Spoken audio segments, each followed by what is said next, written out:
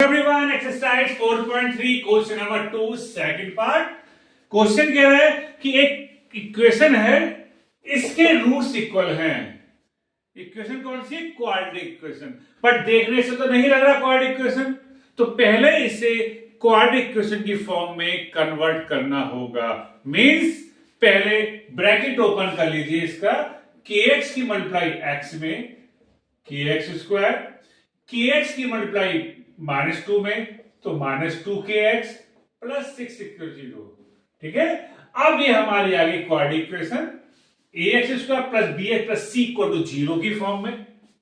इसलिए क्या कहा, एक क्वाड्रेटिक इक्वेशन हम आपको दे रहे हैं, इसके रूट्स इक्वल हैं, तो बताइए k की वैल्यू क्या होगी। ओके, तो जब रूट्स इक्वल है तो हमें क्या दिया हुआ है, d equal to 0। d mean discriminant, और d की वैल्यू क्या होती है, b square minus 4ac। Means b square minus 4ac को 0 के इक्वल लेके चलना है, वहां से k की वैल्यू फाइंड करनी है। ये इसका रिजल्ट है जो निकल के आएगा आंसर के रूप में। अब करेंगे कैसे, तो जो भी क्वाड्रेटिक इक्वेशन दी हुई है जनरली ऑटोमेटिक डिसेंडिंग ऑर्डर में बन जाए इक्वेशन, बहुत अच्छी बात, वरना इसे स्टैंडर्ड फॉर्म में कन्वर्ट जरूर कीजिए। कर दिया तो यहां लिखेंगे कि this equation is compare by, ये आपको लिखना है, क्या लिखेंगे स्टेप एग्जाम में, this equation is compare by ax square plus bx plus c equal to 0। So a equal to k, b equal to -2k और c इक्वल टू 6। क्योंकि ax square में क्या होता है, x स्क्वायर का multiple a होता है, तो यहां a की वैल्यू क्या हो गई, और ax square plus bx, b का मल्टीपल x स्क्वायर प्लस क्या इक्वेशन होती है, ax square plus bx plus c equal to 0। ax square plus bx plus c equal 0, इसका मतलब x का मल्टीपल b होता है, तो यहां x का मल्टीपल क्या है, ये -2k, इसलिए -2k है। साइन मत छोड़ दीजिएगा, k को मत छोड़ दीजिएगा, x के अलावा जो है वो b कहलाएगा। ठीक, और c क्या होता है, इसमें वेरिएबल ही होता है, तो यहां सबसे मेन बात है abc का। अब क्या है, क्या दिया हुआ है कि इस इक्वेशन के रूट्स इक्वल है, तो क्या लिखेंगे, since given equation has equal roots, so put d equal to 0। d equal 0 मतलब b square minus 4ac equal to 0। ये हम d की वैल्यू हम पुट कर देंगे।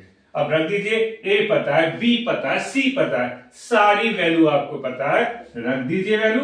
b के प्लेस पर b की वैल्यू, b कैट -2k, तो वैल्यू ब्रैकेट में रखिएगा जिससे कि साइन की मिस्टेक ना हो।